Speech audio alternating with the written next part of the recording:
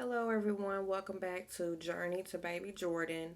So, what we are going to be talking about, as you can see by the title, is going to be metformin today. So, it's a lot to talk about. I got my notebook out. We're just going to jump straight into it.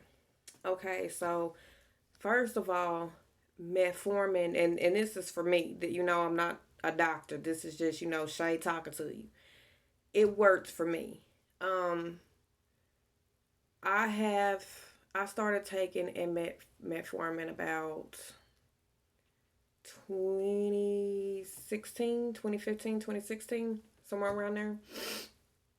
Um when I started taking metformin, I had an ultrasound done. I had 22 cysts in total on both of my ovaries.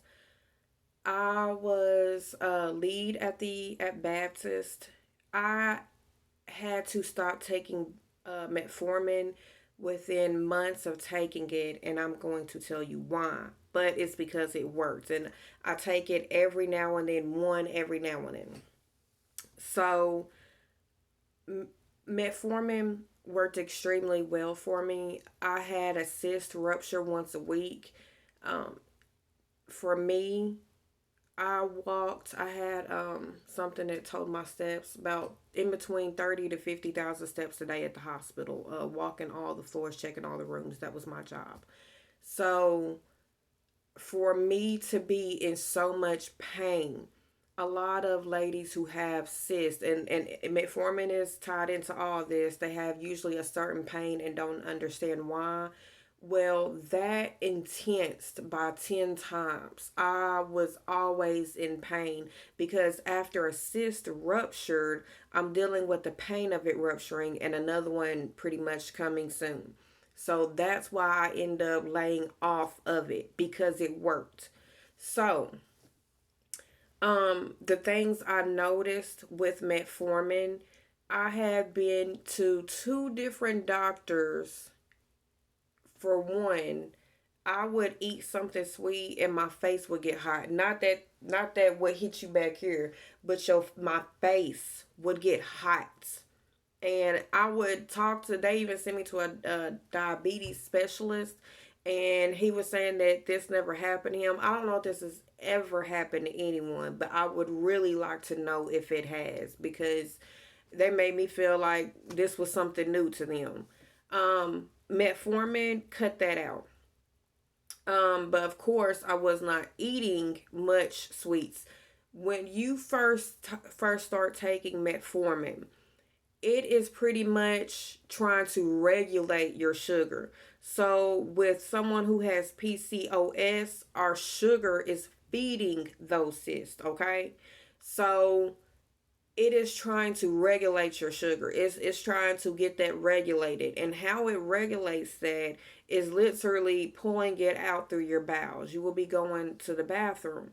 So your first day is going to be rough. You're going to have a weak stomach. Honestly, your first 2 weeks will be rough because you will have cramps in your stomach, especially if you say that you, like me, I'm one of these. If I drink juice, I put water in my juice still. Like I always try to, even my pop, I might put a little water in there sometimes, or put some ice in there and let it sit for a while to just try to do good knowing I have PCOS. Anytime I'm taking metformin, it almost makes you want to quit sugar almost altogether. If you are taking metformin and you're having stomach cramps, you're going to the bathroom, you're peeing a lot. Anyone who doesn't even have to be on metformin, if you were already on a lot of sugar, you notice if you drink coffee and you're peeing a lot, it's because you need to watch your sugar intake. That's what your body is trying to tell you. So for metformin, that's exactly what it's going to do is tell you what your how like what you've had in your body. If it doesn't really do you like this, maybe you don't have that much sugar like in your blood, but it is going to regulate your stuff. It's trying, that's what its job technically is for, diabetics. So for someone with PCOS, if you are having trouble letting sugar go, you're not going to have much trouble taking metformin because it's going to help you with that. Um, let's see. I did. I had stomach pain, sharp pains. It cut my. I was hungry, but it messed with my appetite really really bad for like the first 2 weeks. It took about 2 months to adjust all the way my body to adjust to it. I did notice because with PCOS, one thing that I have is facial hair, and I noticed that the one main reason I think it was helping with that is because it was regulating with my cyst in my ovary. So because I'm having cyst rupture and I wasn't having so much there to feed and to do, that it started cutting back on my facial hair. I did notice that also. Um, Years ago when I was taking it, not now because I'm not taking progesterone with it, but I was taking progesterone with it, and I noticed that my and the doctor told me once my hormones, because that's pretty much what PCOS is, a hormone imbalance, that once my hormones started balancing, that everything else with my body would fall in line. And like with my hair, my facial hair, and my CM, everything, everything, everything that makes you kind of feel like a woman just started trying to improve. So, I would recommend that if you are having a lot of trouble and if you are trying to conceive and it's taking a while, maybe some progesterone may help with that. I got that. I want to say pipe something, pipe rock. I think years ago when I was taking that the progesterone. Um, about the sweets. You got to watch your sweets, man. You've got to. It will it it makes you feel like you're having a setback when you drink or eat anything. B1 helps with metformin. Um, I can't think of what it is. It's something in your body when you that can try to reject your B1 when you are taking metformin. I don't know if it's quite the metformin that kicks something out with your B1, but if you are one of these that um, gets frustrated easy, you're kind of always stressed. You always have stuff on your mind. You can't really shut down and not really not think of stuff. You just really want your mind to be clear, but it's always going. That's one thing that causes pretty much stress. Is something where you're always thinking about it. That's where your B1 intake it really helps. If you want to be calm and you're always anxious, that B1, man, I'm gonna tell you right now, I gotta do my video on my B1. That B1, I feel like the whole world needs to be a whole subscription prescription for some B1. We all just be chilled out. I'm telling you, man, that B1, that's what we need. The metformin, it made me weak. I lost weight. I was already doing a lot of walking. My breakfast was yogurt parfait. I had, fresh strawberries for lunch, grilled chicken, bell peppers, onions, tomatoes. I was already eating good and doing good. So to be in shape and eating good and to be taking that, I my clothes at work were literally starting to get loose on me to where they fit my body as it was, scrubs in the hospital, to where everything was loose. I could actually, before, when I couldn't even put really a shirt up under there, a long sleeve shirt, everything was loose. So, and I think that was because at night, I will be the first to admit, that's when I want my sweets.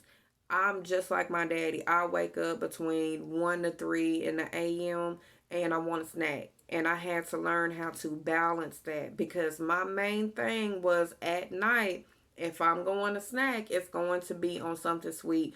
And it was not the good type of sweet. We talking about the chocolate almond bars, the lifesavers, like the stuff that's sugary. Um, Eating any sugars or drinking will cause diarrhea. Warning. For whoever hasn't told you, that's it's gonna push it out.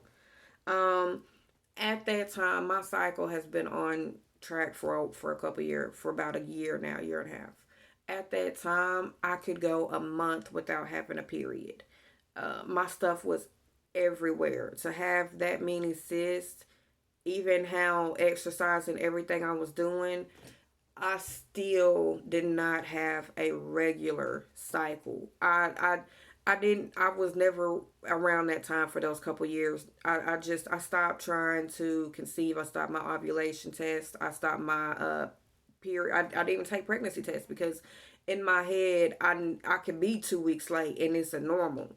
So it did get my cycles on track to the point to where it might be 2 or 3 days late, but if it was more than a week, okay, then maybe I need to look into something to it. But it really did help me in that area get my cycle on track.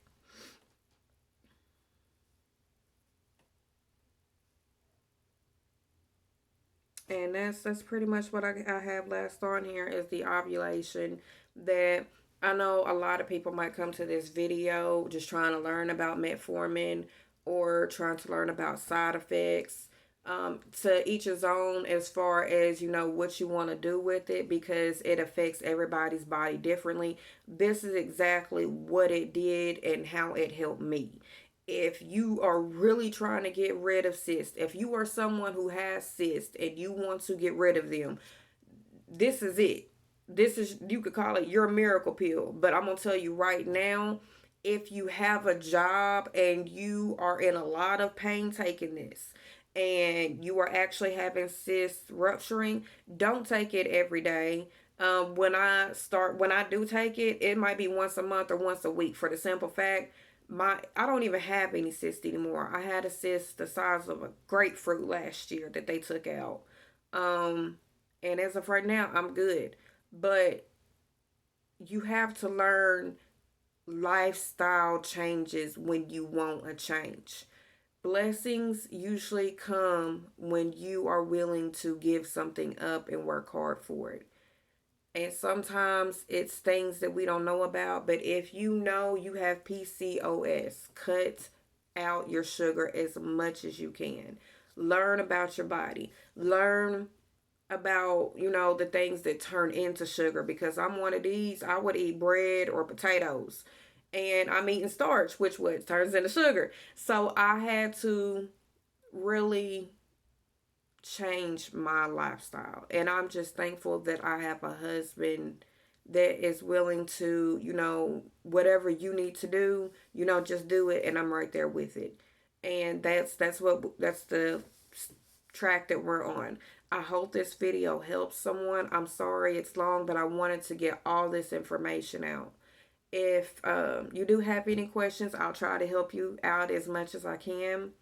But until the next video, you guys have a wonderful, blessed day. Bye.